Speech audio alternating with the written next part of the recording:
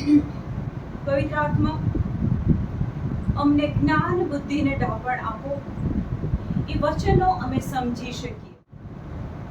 પ્રભુ ઈસુ, તમે કીધું છે યોહાન 14:14 મારી પાસે મારા નામમાં માંગો અને હું તમને આપીશ.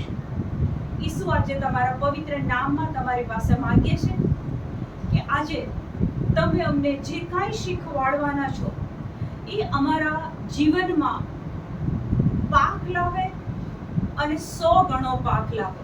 અમારા જીવનો બદલાય, અમારી શ્રદ્ધા વધે. આ સગળું ઈસુ અમે તમારી પાસે માંગી લઈએ છીએ. પ્રભુ, તમે અમારી પ્રાર્થના સાંભળી છે માટે આભાર માનીએ છીએ. પ્રભુ, તમે અમારી પ્રાર્થનાનો ઉત્તર આપ્યો છે માટે આભાર માનીએ છીએ. Amen. Praise the Lord. Praise the Lord. ઈસુની જય. ઈસુની જય.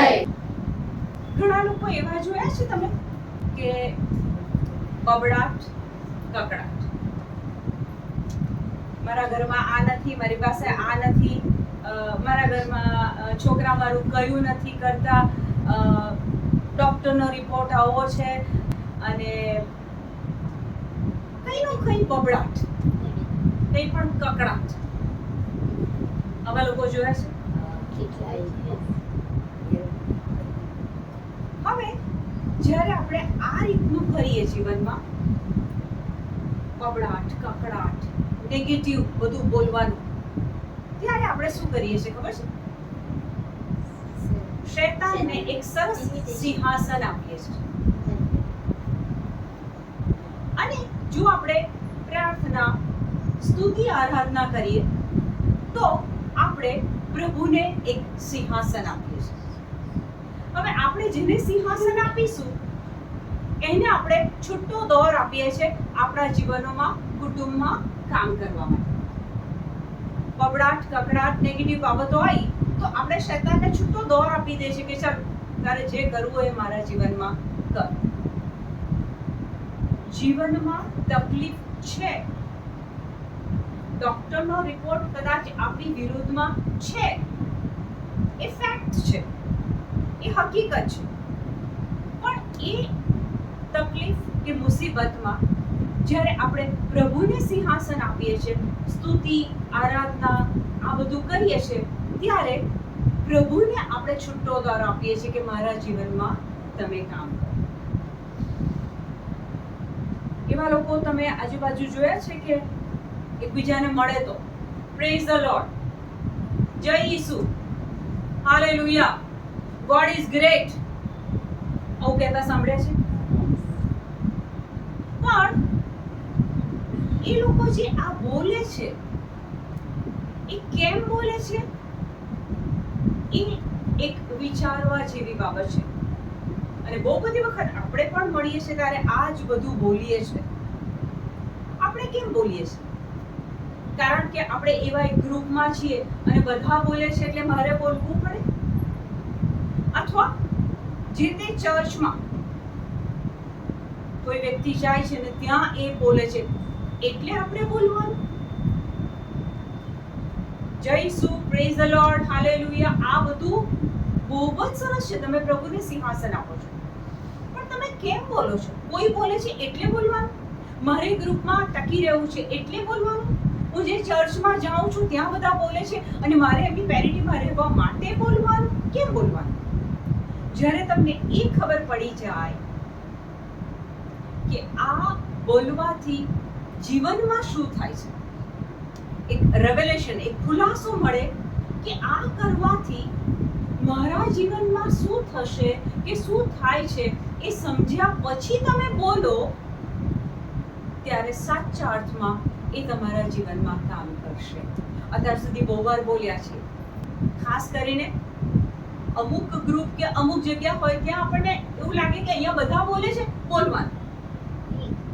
આ બોલવાથી હું શું કરું છું એ આજે આપણે સમજી લઈએ તો એના ફળ રોજ રોજ આપણને જોવા મળશે. માનો કે આપણે આભાર નથી માનતા પ્રભુનો, સ્તુતિ નથી કરતા, તો શું થાય? રોમનું પુસ્તક 1 અધ્યાય 21 અને 22 વચન. કારણ ઈશ્વરનું જ્ઞાન હોવા છતાં તેમણે ઈશ્વર તરીકે તેનું ગૌરવ કર્યું નહીં. કારણ ઈશ્વરનું જ્ઞાન હોવા છતાં તેમણે ઈશ્વરનું શું ના કર્યું? ગૌરવ કર્યું નહીં, કે તેનો આભાર માન્યો નહીં, કે તેનો આભાર માન્યો નહીં, બલકે તેઓ વિતંડાવાદમાં વિતંડાવાદમાં પડી પડી ગયા ગયા અને તેમના વિવેક શૂન્ય મન અંધકારમાં ડૂબી ગયા. ડાહ્યા હોવાનો દાવો કરવા છતાં તેઓ મૂર્ખ બન્યા. 21માં વચનમાં કહે છે કે એ લોકોએ પ્રભુનું ગૌરવ ના કર્યું. 22માં વચનમાં કહે છે કે ડાહ્યા હોવા છતાં તેઓ શું બન્યા? મૂર્ખ બની ગયા. તમે એવા લોકો જોયા છે કે ડિગ્રીઓ ઊંચી છે, મોટી પોસ્ટ છે, સામાજિક મોભો છે,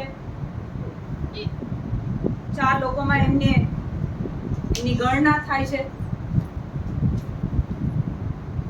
દુનિયાવી રીતે ડાયા, દુનિયાવી રીતે હોશિયાર, દુનિયાવી રીતે બહુ ઊંચી ડિગ્રી વાળા, પણ વચનમાં શું કહે છે કે ડાહ્યા લોકો કેવા ઠર્યા? મૂર્ખ ઠર્યા. શાના કારણે?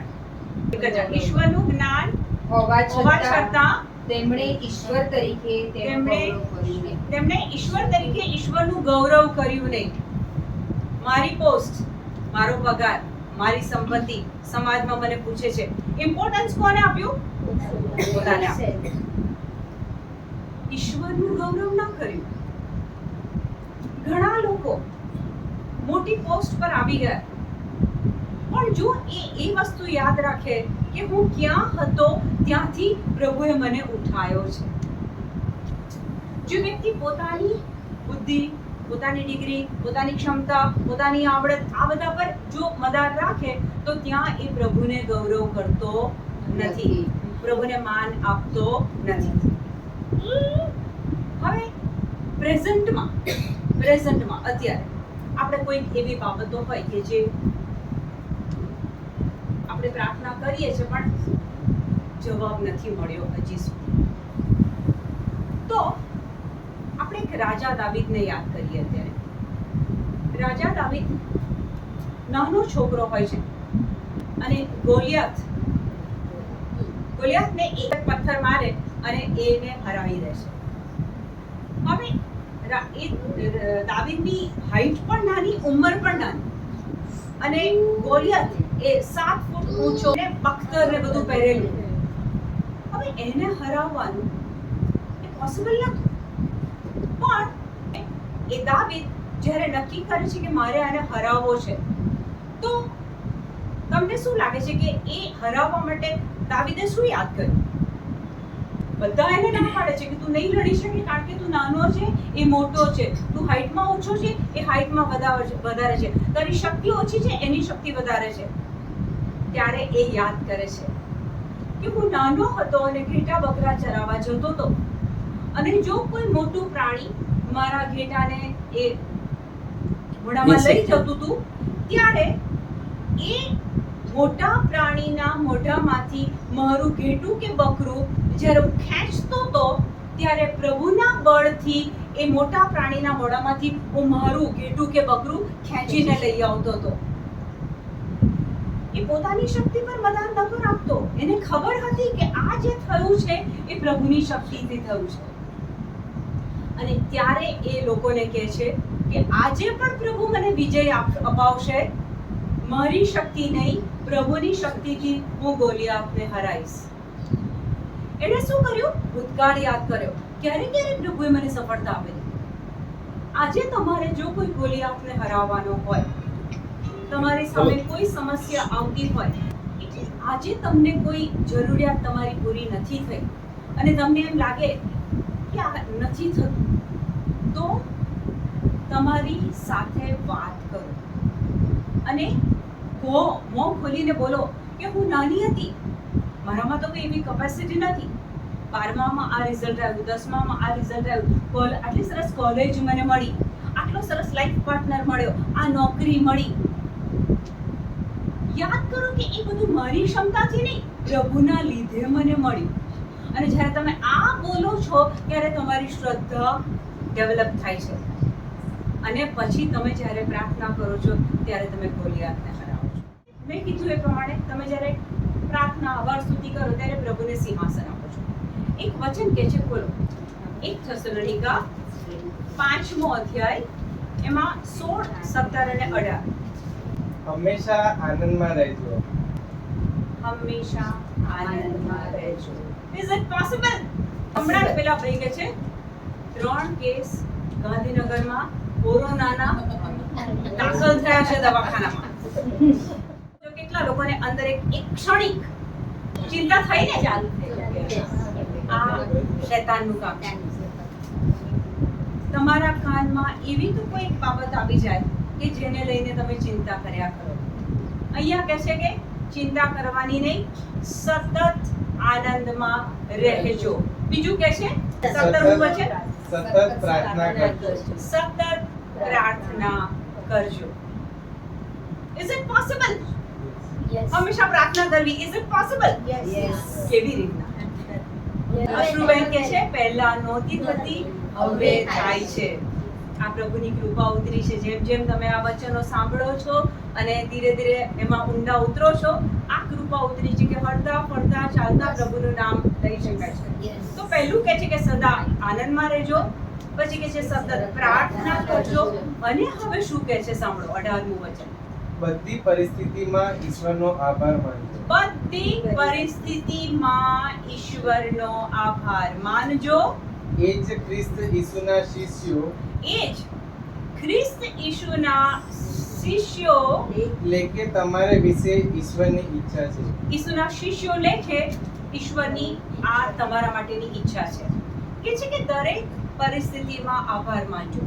આજનો આ મારો મુખ્ય સબ્જેક્ટ છે કે દરેક પરિસ્થિતિમાં જો આપણે આભાર માનતા શીખી ગયા, XYZ ભાઈ કહે છે કે ચોથો વેવ આવ્યો, ધન્યવાદ પ્રભુ, આ ચોથો કોરોનાનો વેવ મારાથી વેગળો છે, કારણ કે પ્રભુ હું તમારી પાંખમાં સુરક્ષિત છું. જ્યારે તમે આ વાક્ય બોલો છો, આભાર સાથે બોલો છો, ત્યારે તમે પ્રભુને સિંહાસન આપો છો. અને જ્યારે આભાર માનીને પ્રભુને સિંહાસન આપ્યું ત્યારે પ્રભુ ખરેખર એની પાંખમાં તમને સાચવી રાખે છે. દરેક પરિસ્થિતિમાં આભાર માનજો. અહીંયા અંડરલાઈન કરવી હોય તો કરી દો. દરેક પરિસ્થિતિ માટે આભાર નથી માનવાનો. કોઈ વ્યક્તિને કેન્સર થયું તો કે છે આભાર માનો, કોરોનાનો ચોથો વેવ આવ્યો તો કે આભાર માનો, ફલાણાનો દીકરો ફેલ થયો તો કે આભાર માનો. એના માટે આભાર નથી માનવાનો. દીકરો ફેલ થયો છે, પરિસ્થિતિ આપણી વિરુદ્ધ જાય છે, જીવન કઠણ લાગે છે, જીવનમાં નિરાશા લાગે છે, ધાર્યા હેતુઓ પાર પડતા નથી, અને ત્યાં જો તમે સતત આભાર માનો કે thank you Jesus, praise you Jesus, મારો દીકરો પાસ થઈ ગયો છે, thank you Jesus, praise you Jesus, મારી દીકરીને નોકરી મળી ગઈ છે. દરેક પરિસ્થિતિમાં વ્યક્તિ જ્યારે આભાર માનતા શીખી જાય ત્યારે પેલા શૈતાનનું જોર ત્યાં નીકળી જાય છે, ખતમ થઈ જાય છે, અને તમને જે તે તમે બોલો છો એ તમારા જીવનમાં એક્ટિવેટ થઈ જાય છે. હવે માનો કે તમારું કોઈ ધાર્યું કામ નથી થતું, એમની દીકરી બહાર ગઈ છે, નોકરી શોધે છે, મહિનો પ્રાર્થના કરે, પછી મહિના પછી હું તો ઘરની પ્રાર્થના કરું છું, પ્રભુ મારી પ્રાર્થના નથી સાંભળતા, હવે મારી દીકરી ત્યાં ગઈ, કેવી રીતના રહેશે, પ્રભુ નોકરી નથી આપતા, ક્યારે મળશે, હું તો કઈ હોતું હોય.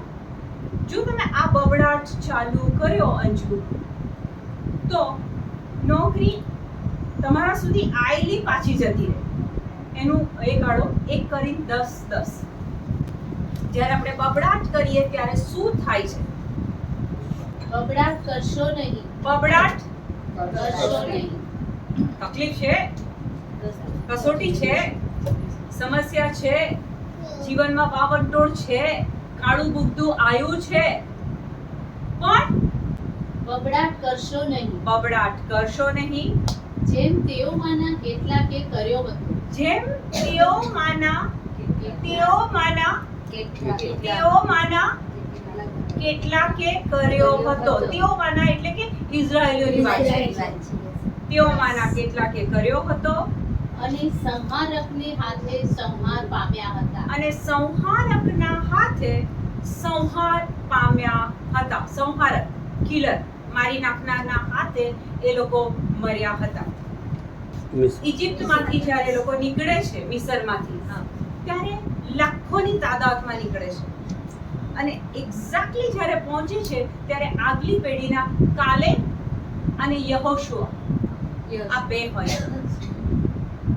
બાકીના આગલી પેઢીના રસ્તામાં મૃત્યુ પામ્યા. સંહારકના હાથે એમનો સંહાર થયો. કેમ? કે પ્રભુએ એમને અનેક ચમત્કારો કર્યા પછી મિસરમાંથી બહાર કાઢ્યા. રાતો સમુદ્ર બે ભાગ કરી દીધા. આગળ જાય છે કે જે પાણી પીવું છે, પ્રભુ ખડકમાંથી પાણી પીવડાવે છે. ભૂખ લાગે છે, સ્વર્ગમાંથી માનના ખવડાવે છે. અને એ માનના એટલે કેવું માનના? આટલા વર્ષો ચાલ્યા, એમના એક પણ અંગ, કોઈના ઢીચણમાં ઘસારો એ વખતે થયો નથી. કોઈને તાવ આવ્યો નથી. એ માનના એટલું તો પૌષ્ટિક હતું, સર્વ વિટામિનોથી ભરપૂર હતું કે જેણે જેણે એ ખાધું એને બીમારી આવી નથી. પણ જેમ જેમ આગળ જાય એમ એ લોકો ઇજિપ્તને યાદ કરે, મિસરને યાદ કરે અને મોશે પર ગુસ્સે થાય અને પ્રભુ પર ગુસ્સે થાય. હવે એ લોકોનો બબડાટ, પ્રભુએ તો પ્રોમિસ આપેલી, જ્યાં મધ અને દૂધની નદીઓ વહેશે ત્યાં હું તમને લઈ જઈશ. પણ બધા પહોંચી ના શક્યા એમના બબડાટના કારણે. વાલાઓ, આપણે પણ મિસરમાંથી નીકળ્યા છે અને એ પ્રોમિસ લેન્ડ પહોંચવાનું છે. આપણે અત્યારે મુસાફરી કરી રહ્યા છીએ. જો આપણે આજના દિવસમાં નોકરીને લઈને, બોસને લઈને, સાસુને લઈને, વહુને લઈને, બાળકોને લઈને જો આપણે બબડાટ કરીએ છીએ, યાદ રાખજો, પ્રભુને આ વસ્તુ, આ બાબત ગમતી નથી. કેમ? ઇઝરાયલીઓ આટલા બધા ચમત્કારો જોયા પછી પણ પ્રભુ પર અવિશ્વાસ રાખીને બબડાટ કરે છે. ત્યારે પ્રભુને દુઃખ થાય છે અને પ્રભુને ગમતું નથી કે મેં તમારી સાથે ભૂતકાળમાં આટલી સારી બાબતો કરી અને પેલા રાજાની ગુલામીમાંથી તમને છોડાયા, હજી તમે મને નથી ઓળખતા? તમે નાના હતા, યાદ કરો એ દિવસો. આજે તમે ક્યાં છો? પ્રભુ ત્યાંથી તમને અહીંયા સુધી લાયા છે, તો એટલો વિશ્વાસ નથી કે અહીંયાથી હજુ પણ ઉપર લઈ જશે? જો આપણે કકડાટ કે બબડાટ આજના દિવસે કર્યો તો તમારું કામ થતું હશે તો પણ નહીં થાય. કોઈ કામ નથી થતું, અંધારું દેખાય છે આગળ, તે છતાંય આભાર માનો પ્રભુ. દરેક થેસલોનિકા 5:18 કહે છે, દરેક પરિસ્થિતિમાં પ્રભુનો આભાર માનો. પરિસ્થિતિ માટે નહીં. હવે જ્યારે આપણે પાસ્ટને યાદ કરીએ છીએ, આપણે ક્યાં હતા અને પ્રભુ અત્યારે આપણને કયા સ્ટેજ પર લઈ આવ્યા છે. તમારા મને બધાના ફેમિલીઝને હું જાણું છું કે બધાના બાળકો સરસ ભણ્યા છે અને તમારી ઈચ્છા હતી એ પ્રમાણે એ લોકો અબ્રોડ ગયા છે, ત્યાં પણ સરસ નોકરીઓ કરી રહ્યા છે. અને હવે એક નાની બાબત માટે તમે કકડાટ શરૂ કરો તો પ્રભુને કેવું લાગે ખબર છે? માનો કે આ એમના હસબન્ડ રાજુભાઈને 2 બાળક છે. હવે સાંજે ઓફિસથી આવે છે અને સરસ મજાની 2 ગિફ્ટ લઈને આવે છે. બંને બાળકો માટે સરસ ગિફ્ટ લઈને આવે છે. બંનેના હાથમાં મૂકે છે અને પછી એક બાળક ગિફ્ટ લે છે અને સટ્ટ દઈને કિક મારે છે. શું ગિફ્ટ લાયા છો પપ્પા તમે? કેવી ગિફ્ટ લાયા છો? કિક મારે છે, ગિફ્ટ ઉડીને બીજા રૂમમાં જાય છે. બીજું બાળક ગિફ્ટ લે છે અને ખોલતા પહેલા પપ્પાને કહે છે, થેન્ક યુ પપ્પા, તમે મારા માટે આ ગિફ્ટ લાયા. પિતાને કયા બાળક પ્રત્યે આશીર્વાદનો ભાવ આવશે, પ્રેમનો ભાવ આવશે કે જેણે થેન્ક યુ કીધું? યાદ રાખજો, પિતાના આશીર્વાદ લેવા માટે એ પિતાના હૃદયને જો આપણે રાજી કરીએ, પ્રસન્ન કરીએ, ખુશ કરીએ, ઓટોમેટિક એના આશીર્વાદ તમારી ઉપર ઉતરે છે. અબ્રાહમ પિતાનો દીકરો ઇસ્હાક જ્યારે ઘણી ઉંમરમાં હોય છે, પાછલી ઉંમરમાં મરવાનો સમય નજીક હોય છે, ત્યારે એ એસાવને શું કહે છે? પહેલા દીકરાને કહે છે, જા તું એક પ્રાણી મારી લાવ, એ પ્રાણીમાંથી સરસ મારા માટે રાંધીને તૈયાર કર, તું મને આપ, હું એ ખાઉં, હું તૃપ્ત થાઉં અને હું તને પહેલા પુત્રના આશીર્વાદ આપું. પિતાનું હૃદય જ્યારે તમારાથી પ્રસન્ન થઈ જાય ત્યારે તમારે પિતાને કહેવું નહીં પડે કે પિતા મારે આની જરૂર છે, પિતા મારે આ જોઈએ છે. જેટલી વાર તમે દિવસ દરમિયાન thank you Jesus, praise you Jesus, thank you આબા પિતા, પ્રેઝ યુ આબા પિતા, thank you Holy Spirit, praise you Holy Spirit, પણ તમે જો તમારી એને લાઈફસ્ટાઈલ બનાવી દો અને હરતા ફરતા કામ કરતા એક્ટિવા ચલાવતા આ બોલો, ત્યારે પિતાને આ સૌથી વધારે ગમે છે. 10 કોળિયાને સાજા કર્યા, એક જ આભાર માનવા આવ્યો ત્યારે ઈસુ બોલે છે, મેં 10 ને સાજા નહોતા કર્યા? ઈસુ ત્યાં ચોખ્ખું બતાવે છે, આભારી હૃદય પ્રભુને ગમે છે. આપણે આભાર ક્યારે માનીએ છીએ? 10મા ધોરણમાં 85% આવ્યા ત્યારે એકવાર આભાર માનેલો, પછી દીકરાને વિઝા મળી ગયો ત્યારે આભાર માન્યો. આપણે માનવ જાત જો કંઈ મળે તો જ આભાર માનીએ છીએ, પણ તમને એ નથી ખબર કે તમારા અકાઉન્ટમાં તમારા માંગ્યા વગર ઈસુના બલિદાનમાં આશીર્વાદો, તંદુરસ્તી, શાંતિ, અનંત જીવન, સંપત્તિ સગળું તમારા અકાઉન્ટમાં જમા છે. તમે જેટલું થેન્ક્સગિવિંગ બોલશો એ અકાઉન્ટમાંથી એક પછી એક તમે અનુભવ કરશો. સંત પાઉલ અને સંત સિલાસ પ્રેષિતોના ચરિત્રના 16મા અધ્યાયમાં એક દુષ્ટ આત્મા, એક છોકરીના શરીરમાંથી દુષ્ટ આત્મા કાઢે છે. દુષ્ટ આત્મા કાઢ્યો એ સારું કર્મ કર્યું કે નહીં? તે છતાંય લોકોને કપડાં કાઢીને ઢોર માર્યો અને પછી જેલમાં પૂર્યા, અને જેલમાં એવી જગ્યાએ મૂક્યા કે લોખંડના 2 પાટિયા હોય અને સાંકળથી એ 2 પાટિયાની વચ્ચે એમના પગને બાંધવામાં આવ્યા. ઢોર માર ખાધા પછી આખી રાત એ લોકો પ્રભુની પ્રેઝ એન્ડ વર્શિપ કરે છે, સ્તુતિને આરાધના કરે છે. સંત પાઉલ એક પણ વાર એવું નથી બોલતા કે પ્રભુ તમે તો મને પસંદ કર્યો, તમે તો મને આ કરવાનું કીધું, અને જ્યારે મેં આ કર્યું ત્યારે આજે આવું કરવાનું. પ્રભુ સામે એક પણ પ્રેષિત સવાલ પૂછતા નથી. અત્યારે એટ પ્રેઝન્ટ તમારા જીવનના કોઈ ફેઝમાં કદાચ તમે એવી પરિસ્થિતિમાંથી પસાર થઈ રહ્યા છો કે તમને નથી ગમતું, તમે માંગો છો તે છતાંય તમને એ અજવાળું દેખાતું નથી.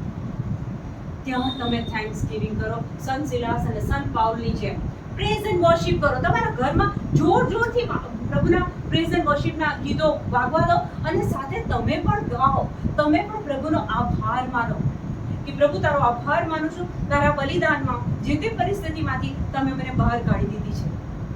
મને વિઝા મળી ગયો છે, હું ઇઝરાયલ પહોંચી ગયો છું, મારો પગાર શરૂ થઈ ગયો છે.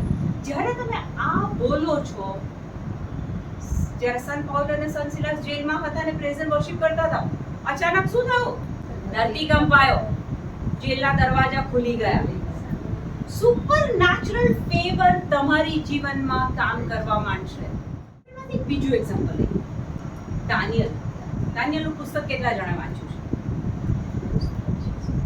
દાનિયેલના પુસ્તકમાં એક પ્રસંગ છે કે એક રાજા છે અને રાજા હોય ત્યાં રાજ્ય હોય, લોકો હોય, પછી રાજાની ચાંપલુસી બી થતી હોય, બરાબર? હવે દાનિયેલ નામનો એક ભક્ત છે જે પ્રભુને ઓળખે છે, પ્રભુનો અભિષિક્ત છે, પ્રભુની પ્રાર્થના કરે છે અને નિયમિત પ્રાર્થના કરે છે. હવે રાજાના અમુક લોકો ભેગા થઈને રાજાને એવું કહે છે કે તમે 1 મહિના સુધી એવું નક્કી કરો કે તમારા સિવાય બીજા કોઈ પ્રભુ કે બીજી કોઈ મૂર્તિ કે બીજા કોઈ દેવની પ્રાર્થના પૂજા કોઈએ નહીં કરવાની. અને બાય ચાન્સ જો કોઈ બીજા દેવની પ્રાર્થના કરતા પકડાઈ ગયો તો એને સજા કરવા. લોકોના કહેવા પ્રમાણે રાજાએ એની જાહેરાત કરી કે આજથી લઈને 1 મહિના સુધી રાજા સિવાય કોઈની પ્રાર્થના પૂજા કરવાની નહીં. જાહેરાત થઈ, દાનિયેલે સાંભળ્યું. દાનિયેલ ત્યાંથી પોતાના ઘરે આવ્યો. ઘરે આવીને એઝ યુઝ્યુઅલ એના રૂમની બારી ખોલી અને એણે પ્રભુની સ્તુતિ પ્રાર્થના શરૂ કરી. હવે આ નિર્ણય જે લોકોએ રાજા પાસે લેવડાયો હતો એ લોકો દાનિયેલને પસંદ કરતા નહોતા. એને ફસાવવા માટે આ ચોકઠું ગોઠવવામાં આવ્યું. એટલે જ્યારે દાનિયેલ એ બારી ખોલીને પ્રાર્થના કરે છે તો પેલા લોકોની નજર તો દાનિયેલ પર જ હતી. એ લોકોને તો ખબર હતી કે રોજ આ પ્રાર્થના કરે છે. એટલે જ્યારે દાનિયેલે પ્રાર્થના કરી એટલે એ લોકોએ જઈને રાજાને કમ્પ્લેન કરી કે તમારી આજ્ઞાની વિરુદ્ધ જઈને દાનિયેલે એના પ્રભુની પ્રાર્થના કરી છે. હવે એને શિક્ષા કરવાનો સમય આવ્યો. એટલે રાજાએ બોલાવ્યો અને પછી 7 સિંહોની વચ્ચે, એક ગુફાની અંદર 7 સિંહોની વચ્ચે દાનિયેલને અંદર મૂકી દેવામાં આવ્યો. એક માણસને મારવા માટે એક જ સિંહ કાફી હતો, પણ ત્યાં 7 સિંહોને મૂકવામાં આવ્યા અને પેલાને અંદર છૂટો મૂકવામાં આવ્યો. જેવો દાનિયેલ અંદર જાય છે કે પેલા 7 સિંહ શાંત થઈને બેસી જાય છે એક જગ્યા પર. ના તો દાનિયેલની પાસે આવે છે, ના તો દાનિયેલને કોઈ ઈજા કરે છે. જ્યારે એને બહાર કાઢવામાં આવે છે ત્યારે રાજાને ખબર પડે છે કે એ જે પ્રભુની પ્રાર્થના કરે છે એ જ જીવતો દેવ છે, એ જ સાચો દેવ છે. એને ધમકી હતી કે આવું કરશે તો આ શિક્ષા મળશે, પણ એણે લોકોનું નહીં સાંભળ્યું, પ્રભુની સ્તુતિને પ્રાર્થના કરી. એની વિરુદ્ધ જતી બાબત એની ફેવરમાં આવી ગઈ. 7 સિંહો એને એક જ સેકન્ડમાં ફાડી ખાધા. એ 7 સિંહોના મોં પ્રભુએ બાંધી દીધા. આ તમારા જીવનમાં જો તમે આટલું સમજી જાઓ કે પરિસ્થિતિ વિકટ હોય, રાજાએ તેની વિરુદ્ધની શિક્ષા જાહેર કરી દીધી, બિલકુલ એ ડરતો નથી, ગભરાતો નથી. નિષ્ફળ જતી સ્થિતિમાં જ્યારે તમે વધુ પ્રભુને આભાર માનો છો, સ્તુતિ આરાધના કરો છો, ત્યારે તમે પ્રભુને ત્યાં જગ્યા આપો છો કામ કરવા માટે. આપણો સ્વભાવ કેવો છે ખબર છે? કંઈક પ્રશ્ન ઊભો થયો. સૌથી પહેલો તો ડોક્ટરનો કોઈ રિપોર્ટ આવ્યો એટલે પહેલા તો ગૂગલ પર શોધવાનું આમાં શું પોસિબિલિટી શું છે, આ હાયર સ્ટેજ શું છે.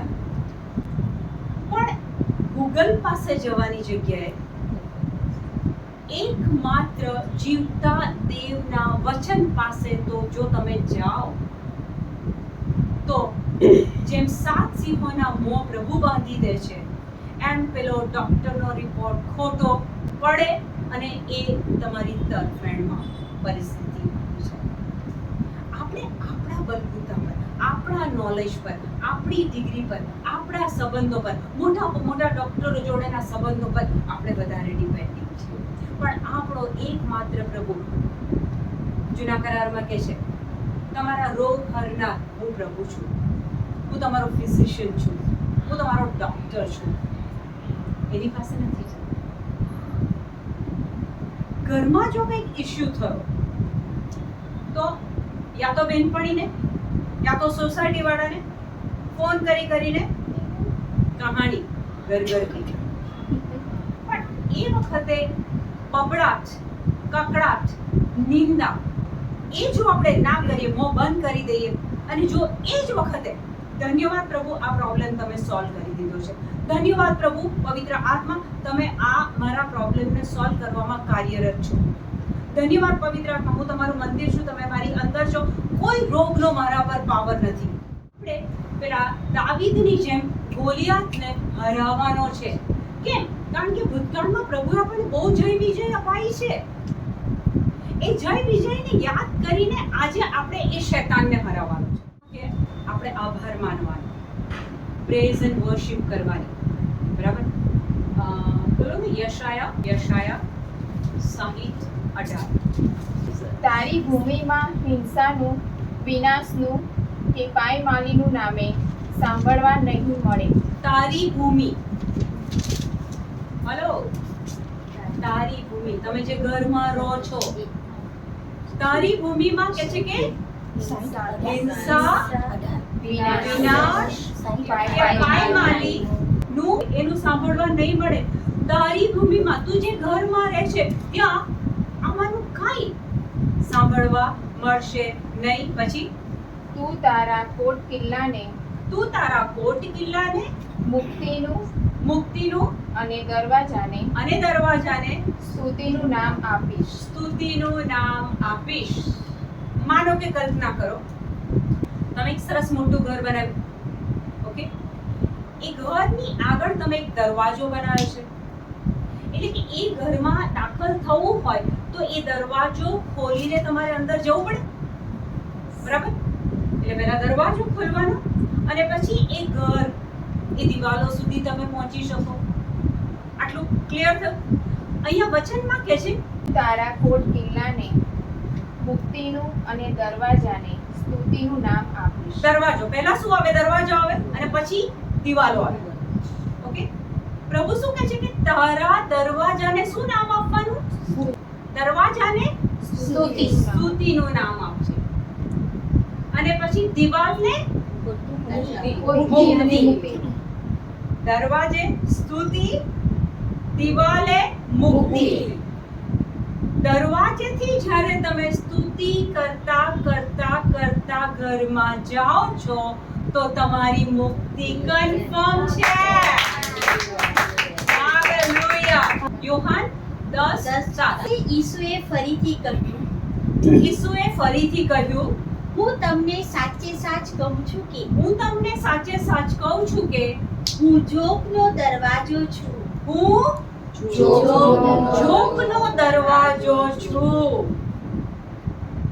જો આપણે અંદર દાખલ થવું છે, પ્રભુના રાજ્યમાં દાખલ થવું છે, તો ઈસુ કહે છે કે હું તો દરવાજો છું. મારામાં થઈને જ તમે એક પિતાને મળી શકશો. જો પિતાને મળવું છે તો દરવાજો તો ઈસુ છે. એ પ્રેઝ એન્ડ વર્શિપ, સ્તુતિ, આરાધના, પ્રાર્થના દ્વારા તમે એ દરવાજામાંથી અંદર જાઓ અને તમારી મુક્તિ તો તૈયાર છે. સવાર પડે ને પ્રભુનું નામ લેવાનું, સ્તુતિ કરવાની અને જ્યાં એ કર્યું ત્યાં આપણે માનો કે એક કલ્પના કરો, તમારી પાછળ શૈતાન પડ્યો છે, તમે ભાગી રહ્યા છો. ઇમેજિન કરો, તમારી પાછળ શૈતાન પડ્યો છે અને તમે ભાગી રહ્યા છો, ભાગી રહ્યા છો, ભાગી રહ્યા છો. પેલો તમારો પીછો છોડતો જ નથી.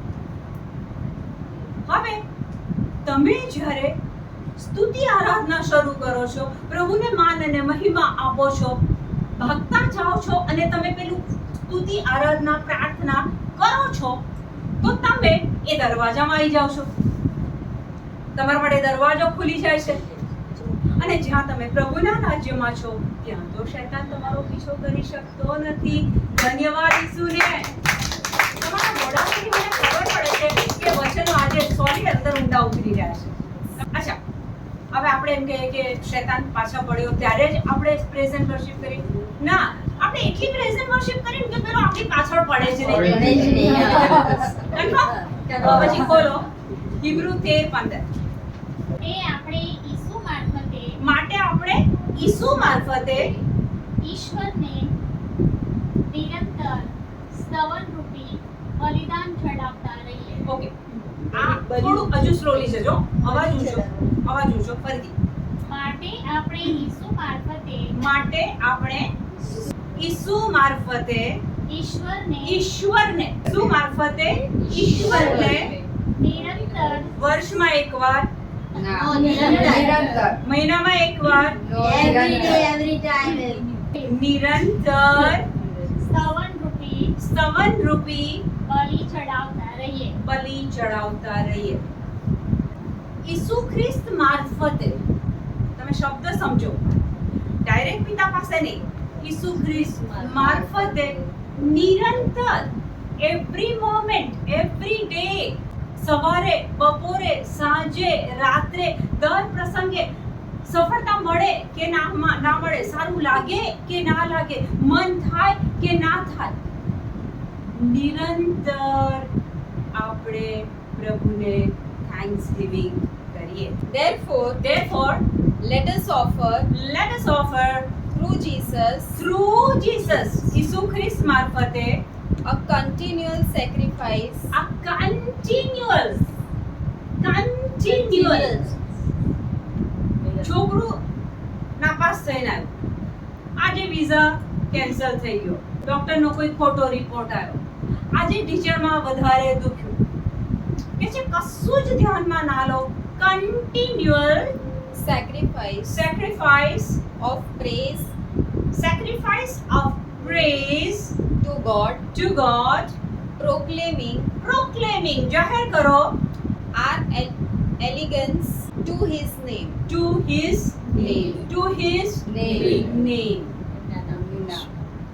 ઈસુના નામને. આને હું વાંચું છું 15મું વચન. માટે આપણે ઈસુ ખ્રિસ્ત મારફતે ઈશ્વરને નિરંતર સ્તવન રૂપી બલિ ચડાવતા રહીએ, અર્થાત આપણા હોઠ તેના નામના ગુણગાન કરતા રહે. બધા એક સાથે બોલો, આપણા હોઠ તેના નામના ગુણગાન કરતા રહે. ફરીથી એકવાર, આપણા હોઠ તેના નામના ગુણગાન કરતા રહે. પ્રભુ ઈચ્છે છે કે આપણા હોઠો દ્વારા એના ગુણગાન થાય. કોના ગુણગાન? પ્રભુના. ઈસુના ગુણગાન. તો ઈસુનું નામ, એના નામનો ગુણગાન કરવાનો, એનો મહિમા કરવાનો. તો ઈસુ કોણ છે? ફિલિપી 2:9 વાંચો. આપણે એના નામનો મહિમા, ઈસુના નામનો મહિમા. તો ઈસુ કોણ? ઈસુનું નામ કેવું? વાંચો. આથી પરમેશ્વરે તેમને સર્વોચ્ચ સ્થાને એટલે કે ઈસુને સર્વોચ્ચ સ્થાને સ્થાપ્યા છે અને તેમને સૌ નામોમાં શ્રેષ્ઠ એવું એકમાત્ર નામ આપ્યું છે. ઈસુના નામનો વચનમાં કહે છે ગુણગાન કરો. અને એ નામ કેવું? તો કે ઈશ્વર પિતાએ સર્વ નામોમાં શ્રેષ્ઠ નામ આપ્યું છે. તો આજના આખા આ મેસેજનો સાર આપણે લઈએ. બસ ફરતા ફરતા કામ કરતા કરતા સતત આપણા હોઠો દ્વારા પ્રભુ ઈસુના નામનો ગુણગાન, મહિમા, સ્તુતિ, આરાધના, થેન્ક્સ ગિવિંગ, અને ત્યાં શૈતાન ઊભો ના રહી શકે. કારણ કે તમે જ્યાં ગુણગાન કરો છો ત્યાં પ્રભુને સિંહાસન આપો છો. પેલા સિંહાસન ત્યાં રહેતું નથી. Praise the Lord. Praise the